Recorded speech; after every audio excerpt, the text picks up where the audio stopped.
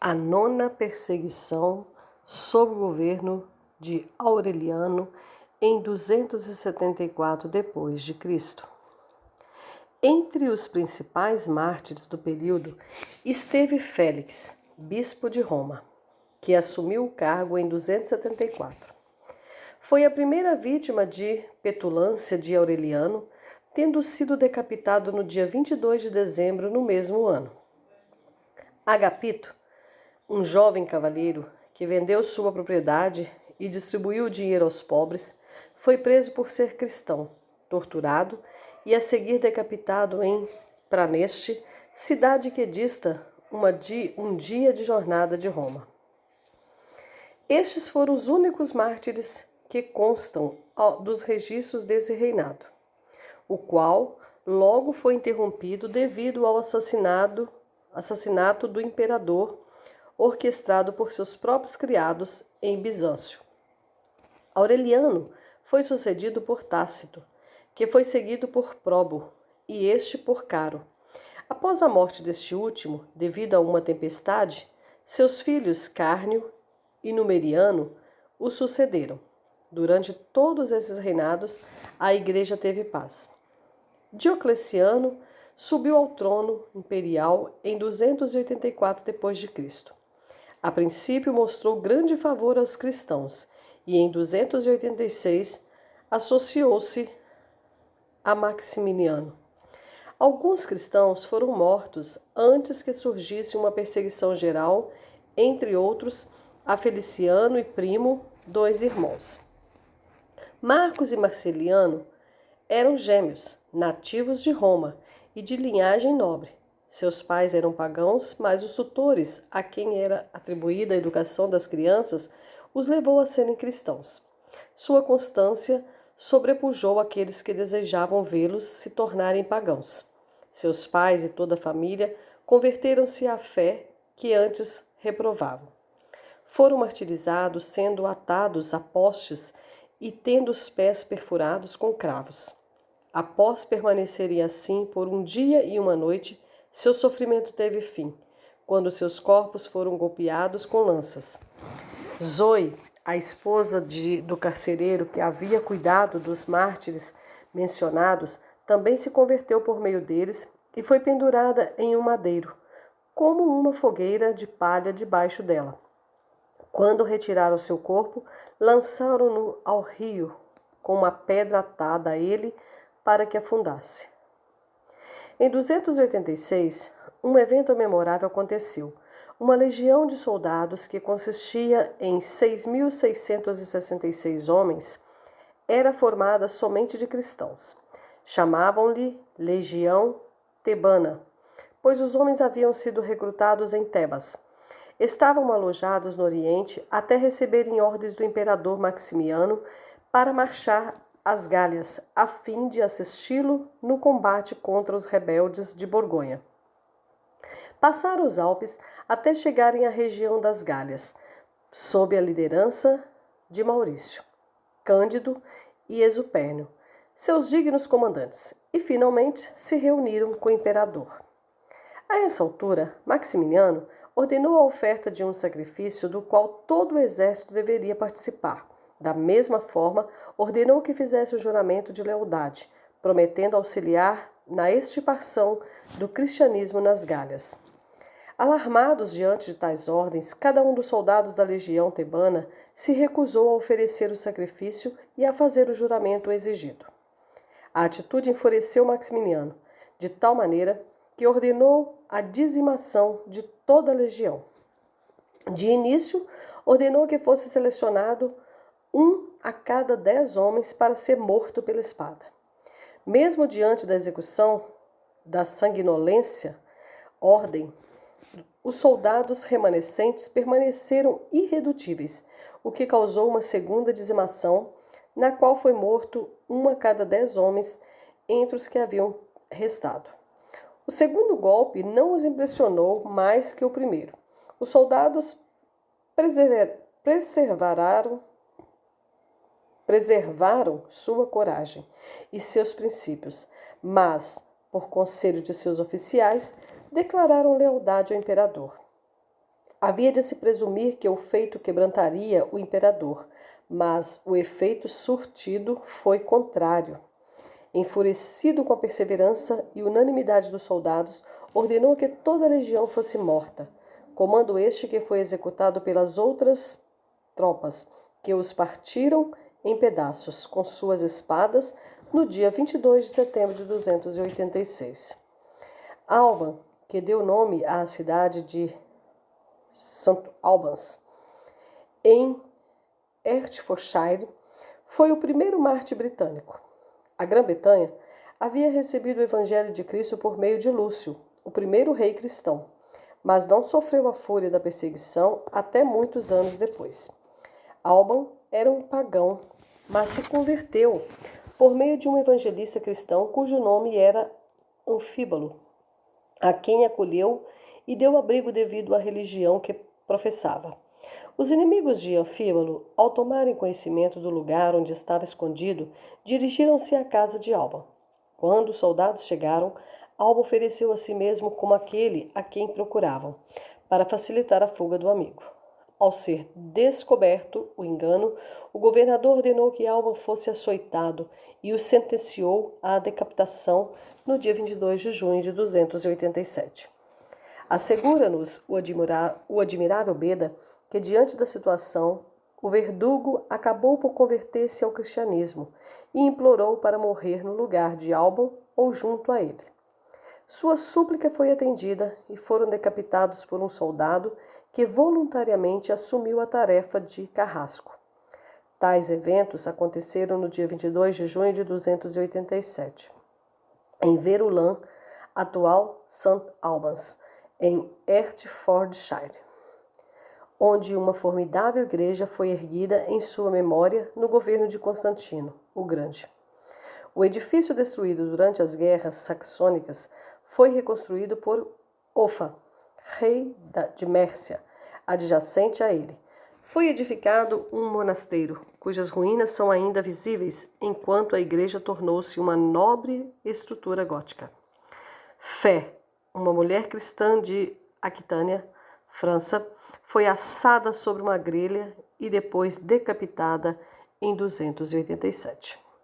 Quintino era um cristão nativo de Roma, mas determinou-se a propagar o evangelho nas Gálias, na companhia de Luciano, e juntos pregaram em Amiens. Depois Luciano dirigiu-se para Belmares, onde foi martirizado. Quintino permaneceu em Picárdia e foi muito zeloso em seu ministério. Quando preso por ser cristão, foi estirado com roldanas até suas juntas se deslocarem. Seu corpo foi despedaçado com açoites de arame e recebeu óleo e piche ferventes sobre a carne viva. As laterais de seu corpo e as axilas foram queimadas com tochas e, após ser assim torturado, foi conduzido outra vez à prisão, onde faleceu em decorrência das barbaridades que sofreu, no dia 31 de outubro de 287. Seu corpo foi lançado ao rio Somme. A 10ª perseguição, sob o governo de Diocleciano, em 303 d.C. Sob o governo dos imperadores romanos, a chamada Era dos Mártires foi ocasionada em parte devido ao número crescente de cristãos e de suas riquezas, o que alimentou o ódio de Galério, filho adotivo de Diocleciano.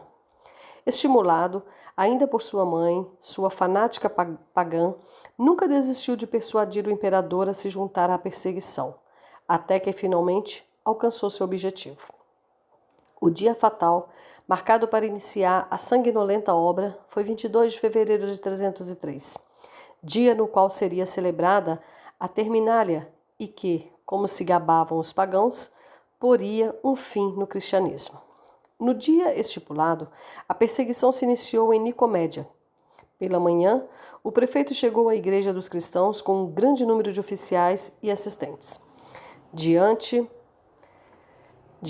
da igreja, forçando-os a abrir as portas, se apoderaram dos livros sagrados, lançando-os às chamas.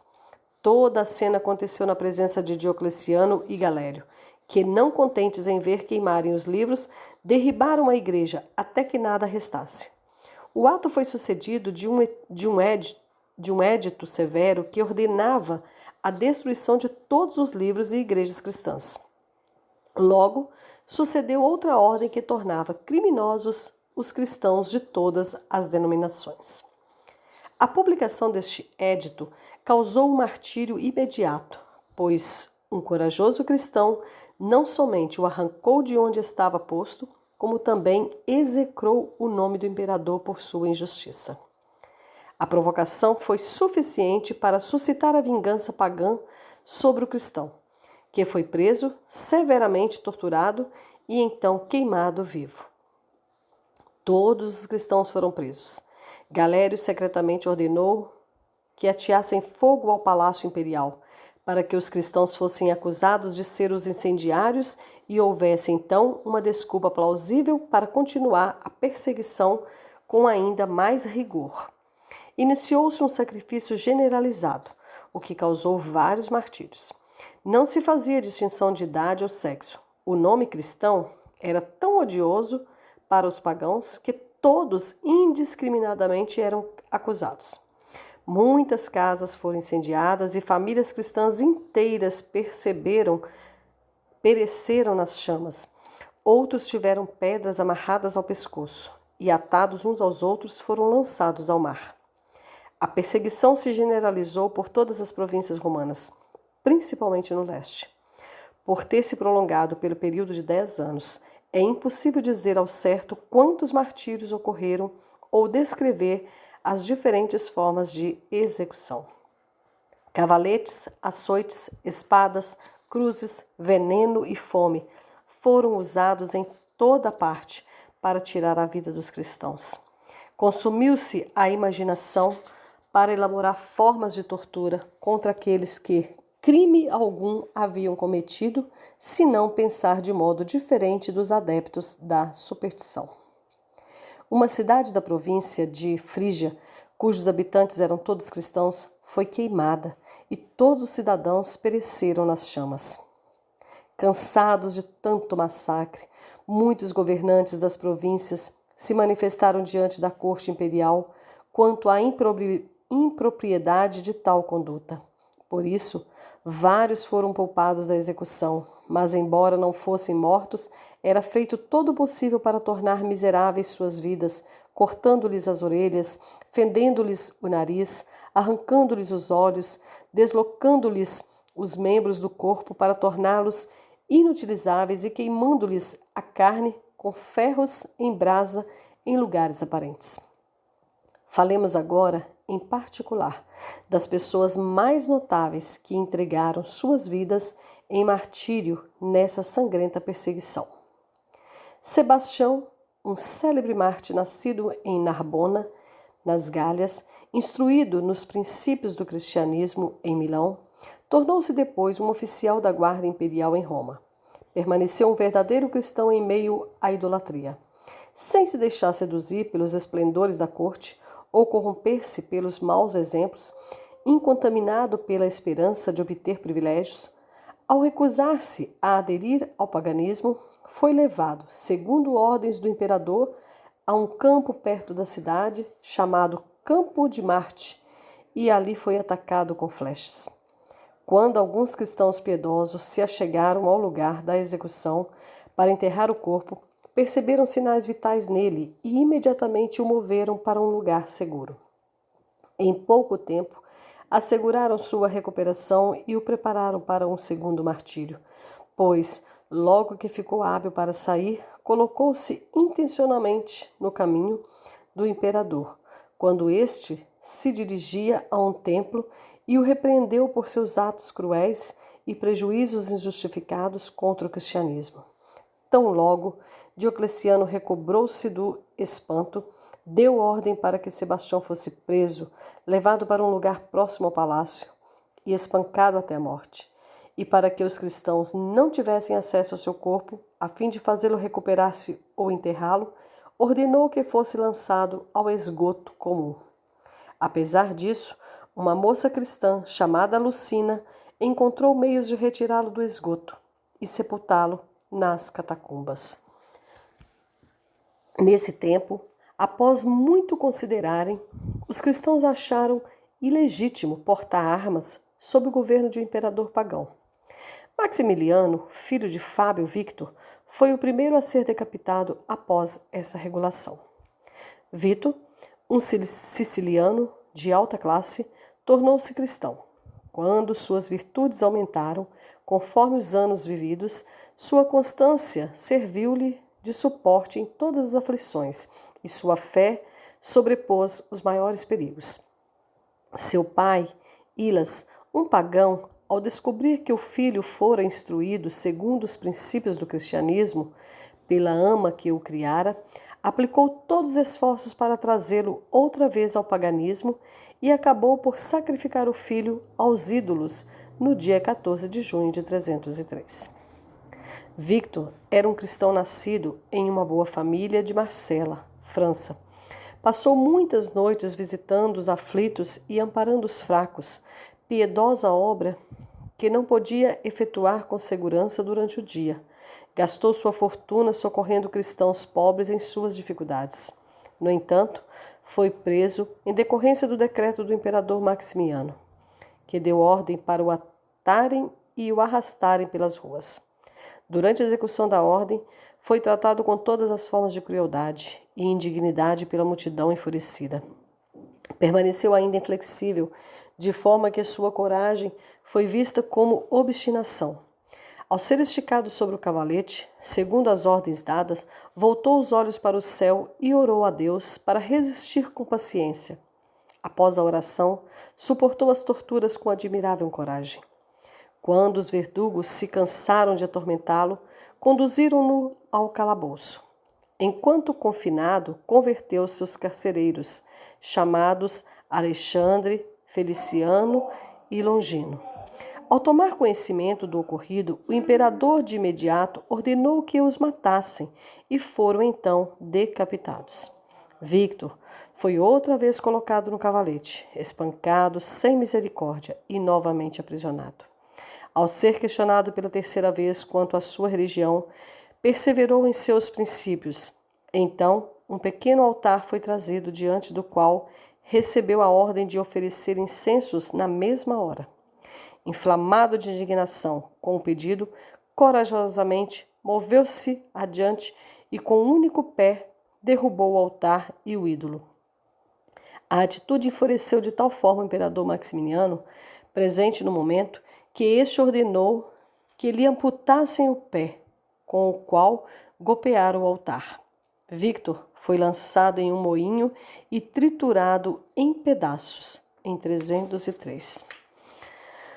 Quando Máximo, governador da Sicília, estava em Tarso, 3 cristãos foram trazidos diante dele. Chamavam-se Taraco, um homem avançado em idade, Probo e Andrônico. Após repetidas torturas e exortações para lhes fazer negar a fé, foram sentenciados à execução.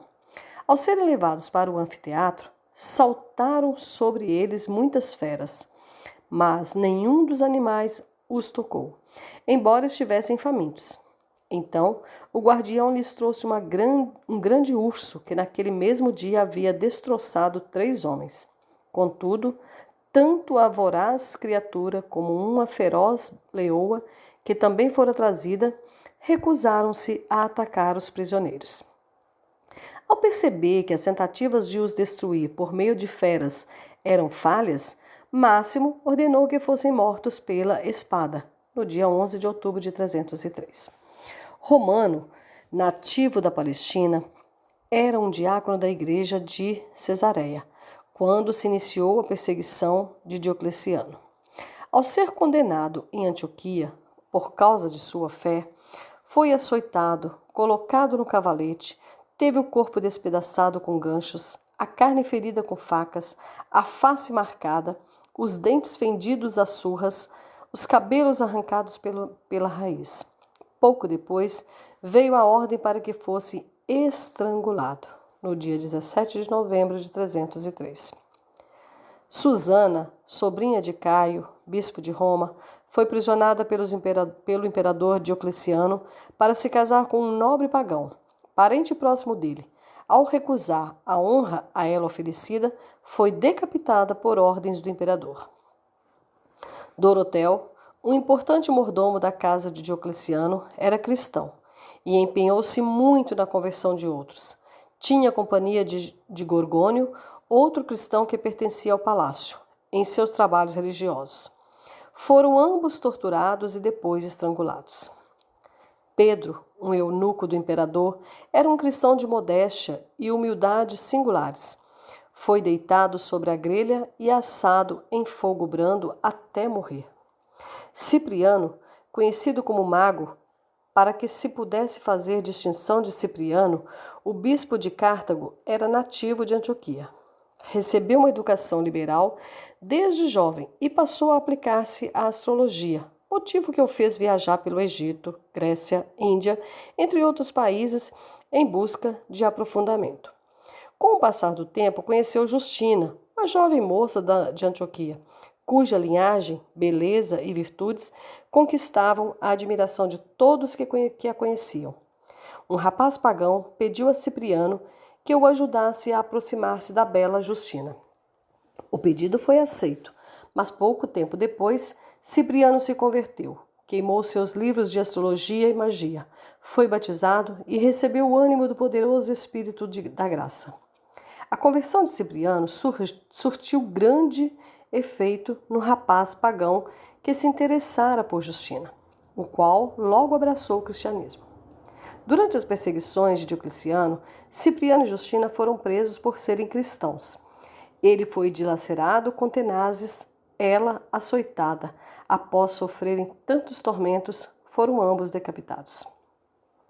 Eulália, dama espanhola e de família cristã, foi uma jovem notável devido ao seu doce temperamento e firme sabedoria, raramente encontrados nos caprichos dos anos juvenis. Ao ser presa como cristã, o magistrado tentou de todos os meios aproximá-la do paganismo, mas ela ridicularizava as divindades pagãs com tanta aspereza que o juiz, indignado com sua conduta, ordenou que fosse torturada. Assim, seus flancos foram dilacerados com ganchos, seus seios queimados das formas mais chocantes, até que expirou devido à violência das chamas em dezembro de 303. Em 304, quando a perseguição alcançou a Espanha, Daciano, governador de Tarragona, ordenou que atassem concorrentes e aprisionassem Valério, o bispo, e Vicente, o diácono. Os prisioneiros permaneceram firmes em sua resolução. Por isso, Valério foi exilado e Vicente foi colocado no cavalete, onde seus membros foram deslocados e sua carne dilacerada com ganchos. Depois foi colocado sobre a grelha, com fogo por baixo e estacas para cima, que lhe atravessaram a carne. Tais tormentos não o destruíram, nem alteraram suas resoluções. Portanto, foi reenviado ao cárcere e confinado em uma pequena e repugnante masmorra escura, repleta de pedras, afiadas e pedaços de vidros quebrados, onde morreu. No dia 22 de janeiro de 304, seu corpo foi lançado ao rio. A fúria da perseguição de Diocleciano começou a aumentar em 304, quando muitos cristãos, dentre os quais os mais eminentes serão aqui mencionados, foram submetidos a torturas cruéis e às mais ignominiosas e terríveis mortes. Saturnino, sacerdote de Albitina, uma cidade africana, após ser torturado, foi mandado outra vez para a prisão, onde morreu de fome. Seus 4 filhos, depois de serem atormentados de diversas maneiras, compartilharam do destino do pai.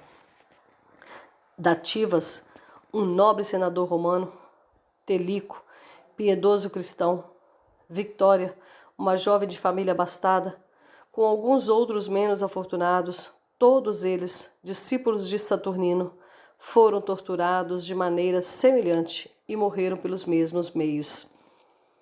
Ágrape, Quionia e Irene, 3 irmãs foram presas em Tessalônica, quando a perseguição de Diocleciano chegou à Grécia. Foram queimadas e receberam a coroa do martírio em meio às chamas no dia 25 de março de 304. Ao perceber que não impressionava Irene, o governador ordenou que fosse despida e exposta nas ruas. E quando a vergonhosa ordem foi cumprida, acendeu-se um fogo próximo às muralhas da cidade, em cujas chamas acendeu o espírito da jovem, para além de onde alcança a crueldade dos homens. Ágato, homem piedoso, com Cassice, Felipa, Eutíquia, foram martirizados ao mesmo tempo. Os detalhes, porém, não chegaram a nós.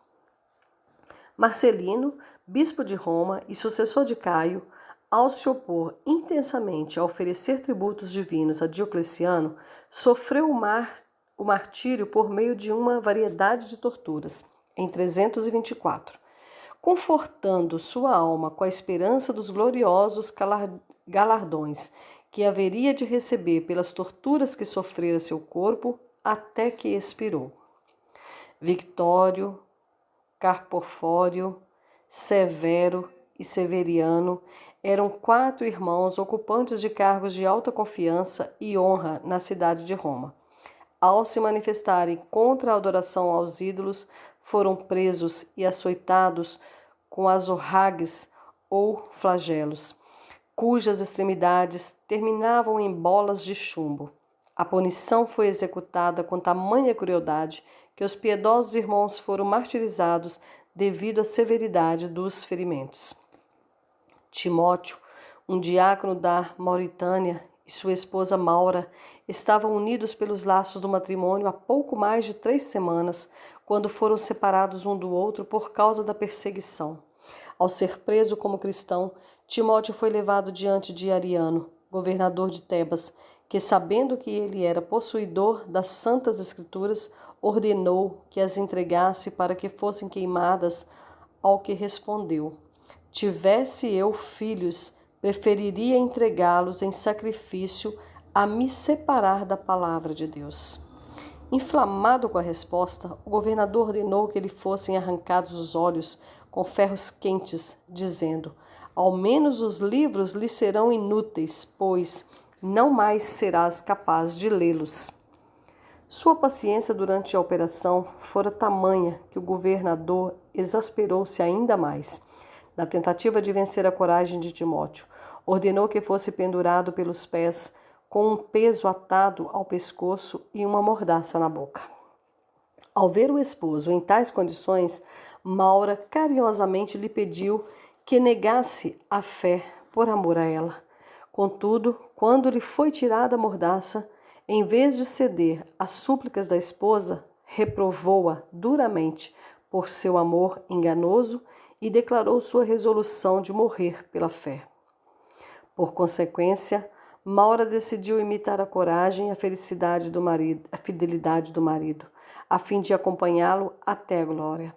O governador, após tentativas falhas de fazê-la mudar de ideia, ordenou que a torturassem, ordem que foi pesadamente cumprida.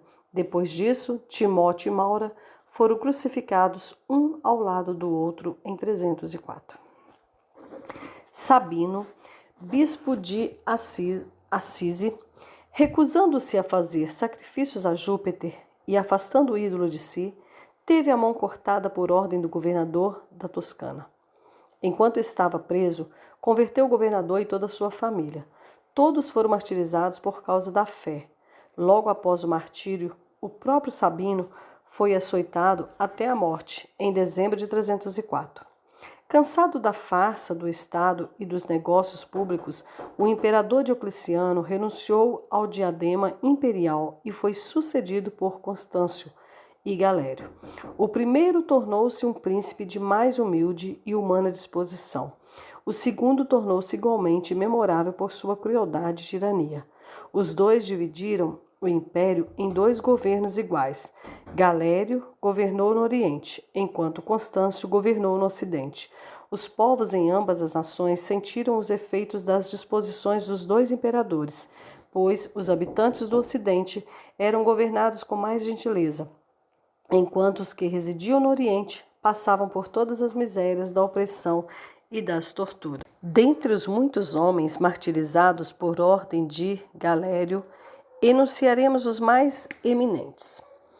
Anfiano, eminente cavalheiro em Lúcia e aluno de Eusébio; Julita, nascida em Licônia, de linhagem real, mas cuja nobreza se devia mais às suas virtudes do que à sua decência. Colocaram-na no cavalete e mataram seu filho diante de seus olhos. Essa dama da Capadócia foi uma mulher de notável capacidade, grande virtude e rara coragem. Para finalizar sua execução, Julita recebeu piche fervente nos pés, teve os flancos dilacerados com ganchos e finalmente foi decapitada, no dia 16 de abril de 305. Hermalaos, um venerável ancião, piedoso cristão e companheiro de Pantaleão, sofreu martírio pela fé no mesmo dia e da mesma maneira que Pantaleão. Eustrácio, secretário do governador de Armina, foi lançado em uma fornalha acesa por exortar alguns cristãos que foram presos a preservarem sua fé. Nicander e Marciano, dois oficiais militares eminentes de Roma, foram presos devido à sua fé. Por serem ambos muito hábeis no ofício que exerciam, os meios mais extremos foram usados para persuadi-los a renunciar ao cristianismo. Todavia, com a ineficácia dos esforços em dissuadi-los, os oficiais foram decapitados.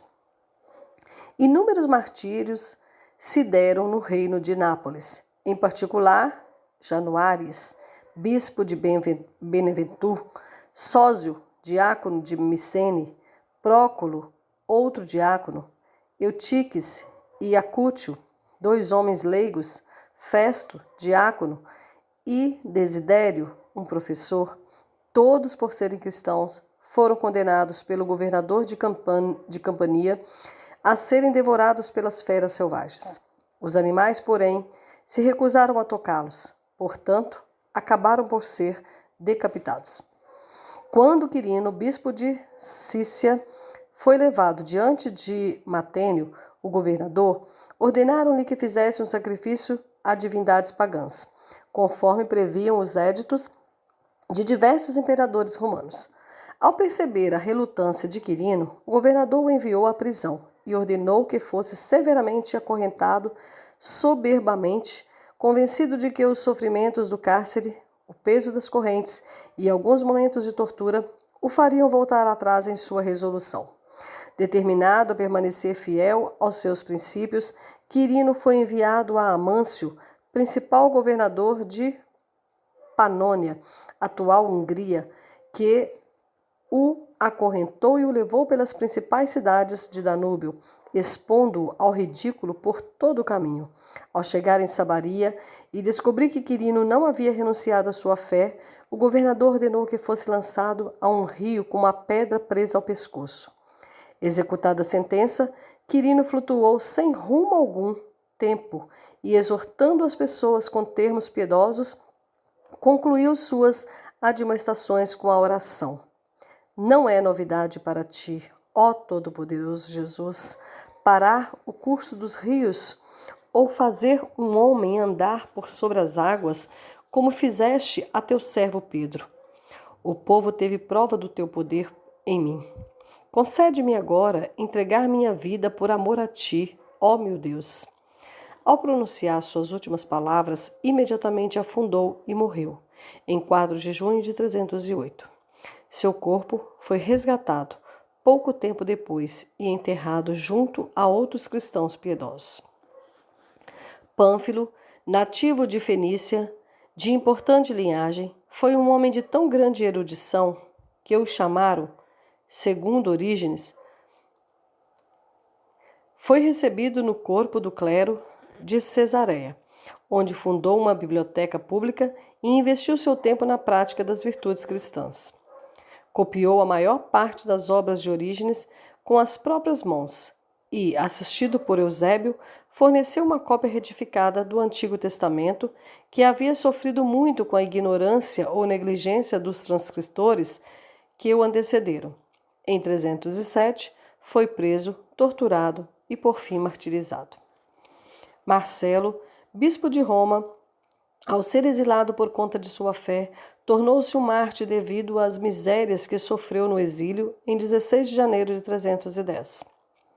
Pedro, 16º bispo de Alexandria, foi martirizado em 25 de novembro de 311, por ordem de Máximo César, que reinava no Oriente.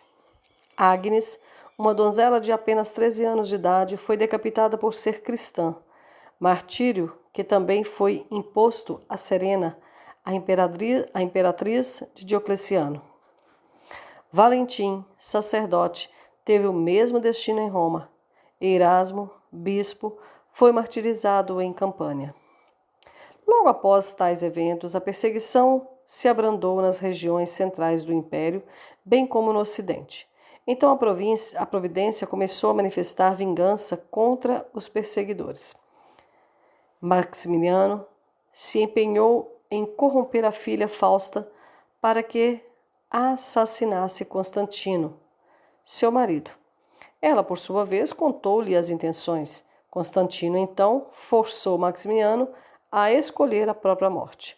Ele, então, optou pela ignomia de ser enforcado, após ser imperador por quase 20 anos. Constantino era o bom e virtuoso filho de um bom e virtuoso pai, nascido na Inglaterra. Sua mãe chamava-se Helena, filha do rei Coilo. Era um príncipe magnânimo e gracioso, que tinha o desejo de fomentar a educação e as belas artes. A miúde mantinha o hábito de ler, escrever e estudar. Fora muito bem-sucedido e próspero em tudo o que se propusera a fazer. Grande favorecedor da fé cristã, abraçou-a e a ela prestava reverência com devoção. Assim, Constantino, provido de força humana, mas especialmente da força divina, iniciou sua jornada rumo à Itália, no período que se aproximava o último ano da perseguição, 313 d.C. Maxêncio, ao tomar conhecimento da vinda de Constantino, confiando mais em suas demoníacas artes mágicas do que na boa vontade de seus súditos, que ele pouco merecia, não se apresentou fora da cidade, nem o encontrou em campo aberto, mas com guarnições ocultas à espreita, esperando-o pelo caminho, em diversos lugares estreitos por onde havia de passar. Constantino deparou com muitas emboscadas, mas pelo poder do Senhor superou todas elas e pôde escapar. Constantino não estava em situação de conforto.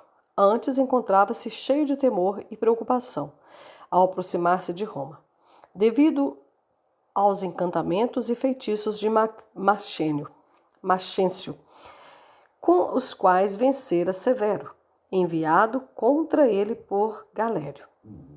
Pelo que, estando ele duvidoso e perplexo, dava voltas em sua mente acerca de qual saída teria contra as operações e emboscadas. Em sua jornada a caminho da cidade, elevando os olhos por diversas vezes ao céu, Constantino viu ao sul, quando o sol se punha, um forte brilho, vindo do céu, semelhante a uma cruz, cuja inscrição dizia: vence por meio disto. Eusébio Pânfilo testemunha que ouvira o próprio Constantino relatar o ocorrido por diversas vezes, jurando tratar-se de um fato verdadeiro que ele mesmo contemplara, com os próprios olhos voltados ao céu, bem como viram seus soldados. Atônito pela visão que tivera e após consultar seus homens a respeito do significado que ali havia, Cristo lhe apareceu durante a noite enquanto dormia, com o sinal da mesma cruz que havia antes contemplado, ordenando-lhe que a tomasse como símbolo e a carregasse em suas guerras que viriam dali em diante, pois assim alcançaria a vitória. Constantino, então, estabeleceu a paz da Igreja, de forma que durante o período de 1000 anos não encontramos registros de nenhuma perseguição contra os cristãos, até os tempos de John Wycliffe. Quão regozijante e gloriosa foi a vitória de Constantino, chamado o Grande.